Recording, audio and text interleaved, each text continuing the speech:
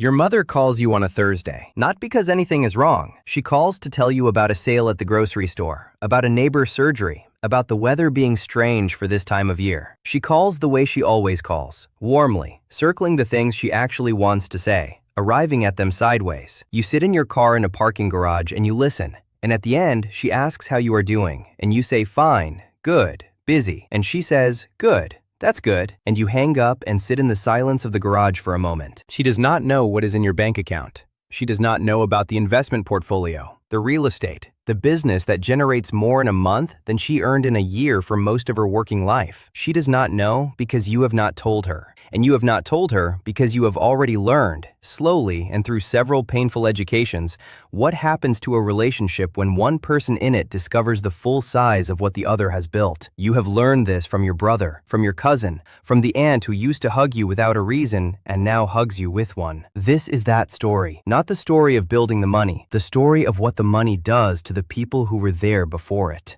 Act 1. Before they knew. There was a version of your family that was simple. Sunday dinners at the house you grew up in. Your father at the head of the table cutting something. Your mother moving between the kitchen and the table in the efficient way of someone who has cooked for a family for 30 years without ever being thanked enough for it. Your brother across from you. Same jokes he has always made. Your grandmother in the corner chair she has sat in since before you can remember. The table small enough that everyone's elbows touched. The food straightforward and generous. You were not wealthy then. None of you were. Money was the thing that moved through the house the way weather moved through it. You didn't control it. You adapted to it. You did what you could with what arrived. Your father worked a job that left marks on his hands. Your mother stretched every paycheck with the precision of someone who had learned that waste was not an option. The house was not large. The car was practical. The holidays were real and warm, and nobody talked about what things cost because everyone already knew. You were the one who left. Not physically. You came back for the dinners, for the birthdays, for the ordinary Sundays, but you left in the way that mattered.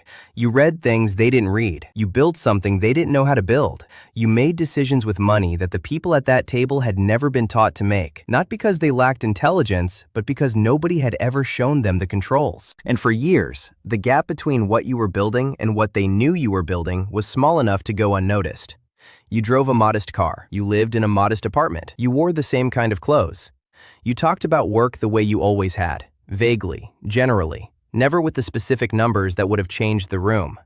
You were careful without knowing why you were being careful. The first rule: before your family knows, you are simply the one who is doing well. After they know, you become something more complicated, something they have to decide how to feel about. Act 2. The first person who found out. Your brother found out by accident. You were 29. He was helping you move into a new apartment. A favor. A Saturday. The kind of thing families do. He was carrying a box through the living room when he saw the laptop screen. You had left a brokerage account open, not the main account, a secondary one.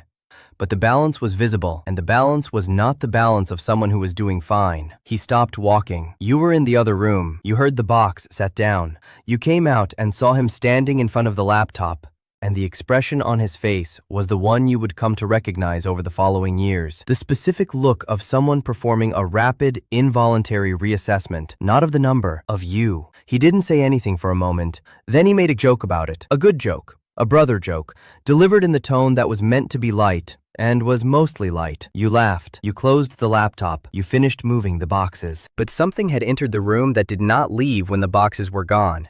In the weeks after, the calls changed. Subtly, almost imperceptibly.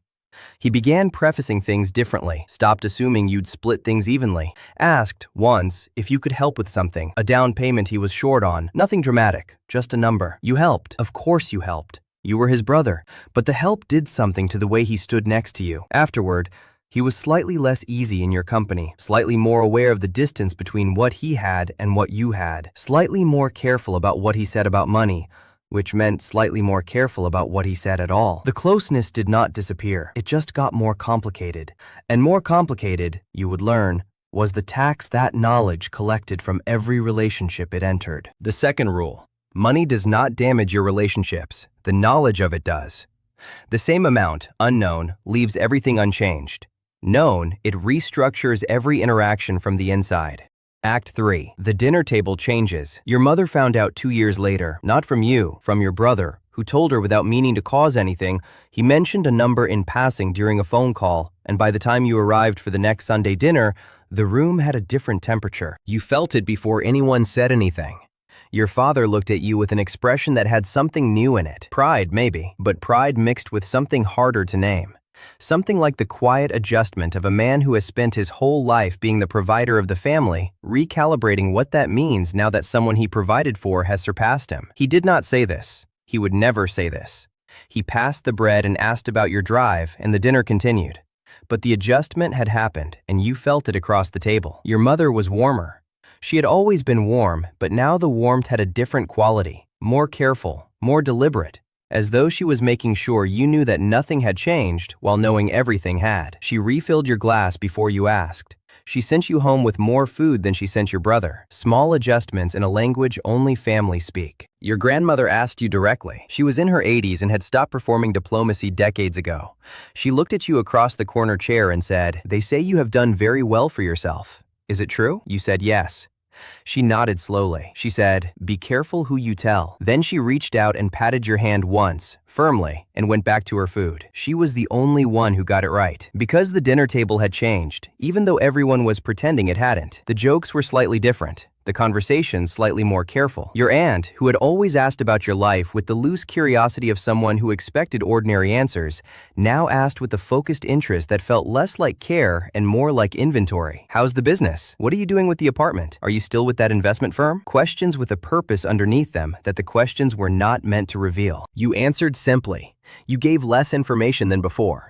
You learned, slowly and without enjoying the lesson, that the dinner table was no longer a place where you could be fully present without managing something. The third rule: the family dinner table is one of the last places where money should change anything, and one of the first places it does. Act 4. The requests begin. The first request came from your cousin. He needed $8,000. A debt, a specific one. The kind that had been accumulating in the way debts do when you borrow from one place to cover another, and the interest on the first place grows while you're managing the second. He came to you not at a family event, but privately, on a weeknight, at a coffee shop. He had rehearsed what he was going to say. You could feel the rehearsal in the way he delivered it. He framed it as a loan. He had thought about the repayment terms. He was earnest and slightly ashamed and completely genuine. You helped him. You transferred the $8,000 the next day. He thanked you in a way that made you feel the thanks more than you wanted to. Too much gratitude in it. Too much relief. The specific tone of someone who has been carrying something heavy and has just set it down. The loan was never repaid. Not out of bad faith. He meant to repay it. You believe that. But the money had entered the space between you and changed the architecture of the relationship. And in the new architecture, there was no comfortable mechanism for repayment. Every time he almost brought it up, you could see him calculating whether the conversation was worth what it would cost.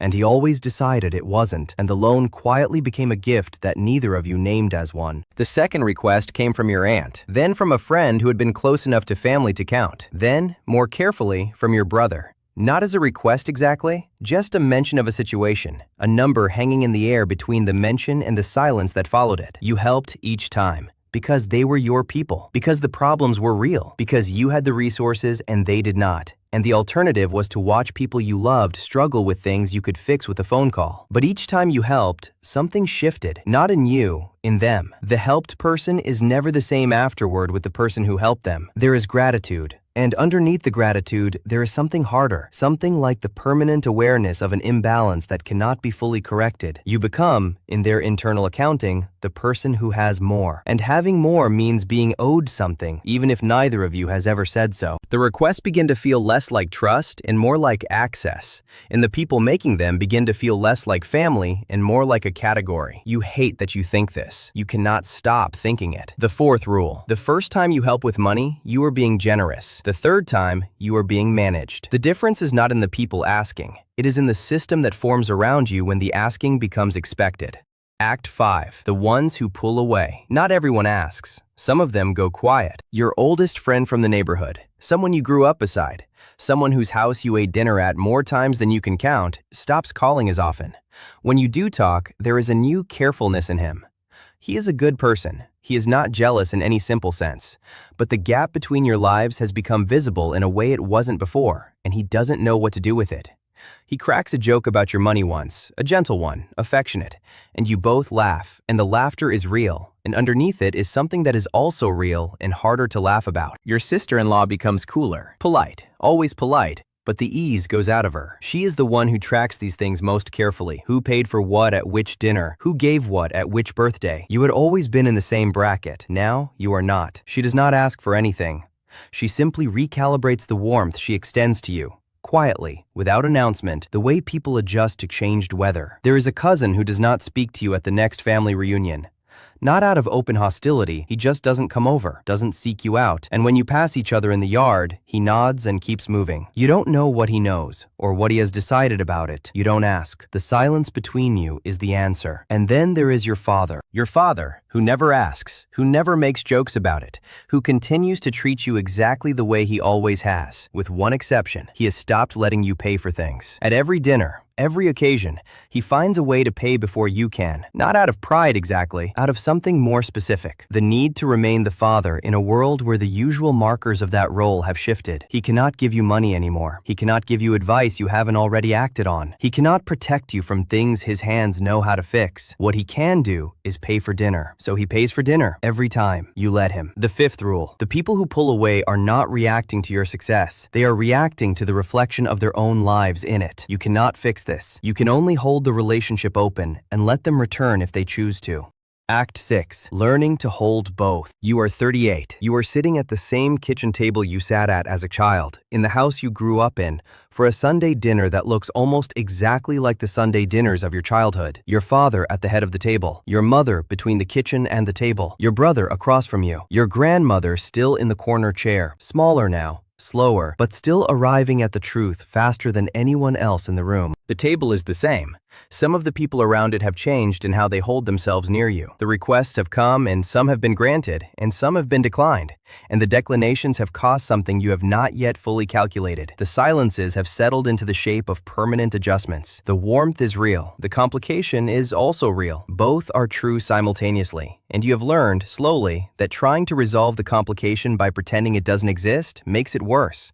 And trying to resolve it by addressing it directly makes it worse in a different way. The only thing that actually helps is time and presence, showing up to the dinners, answering the calls about the grocery sales and the neighbor's surgery and the strange weather, not performing normalcy, actually pursuing it, actually choosing to be in the room as a person first and a balance sheet never. Your grandmother catches your eye across the table. She says nothing. She nods once.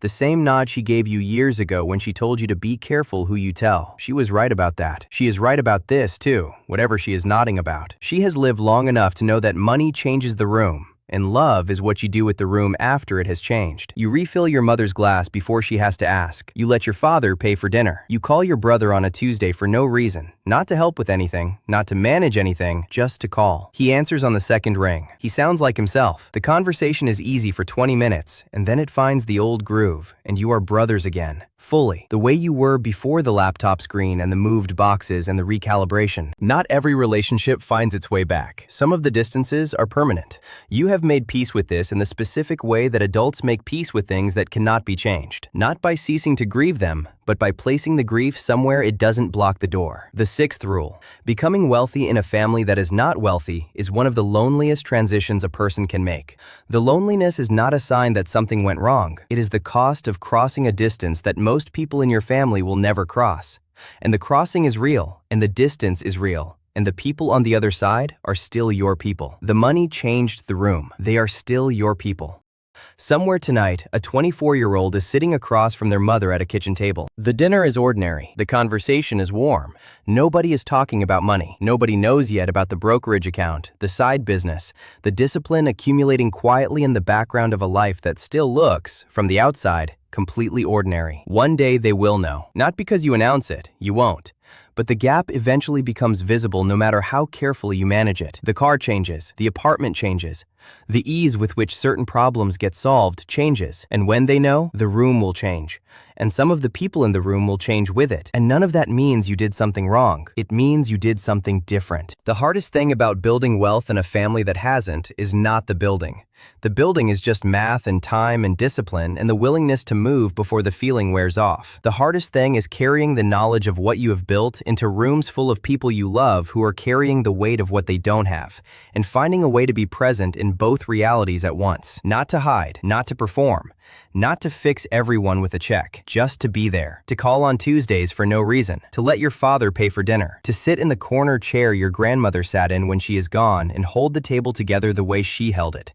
Not with money, not with generosity of the financial kind, but with the older, harder, more essential generosity of showing up. The money is the least interesting thing about what you built. What you built, underneath the money, is the capacity to hold two worlds at once, the world you came from and the world you have made, without letting either one disappear. That is the real wealth. And it takes longer to build than the $1 million did.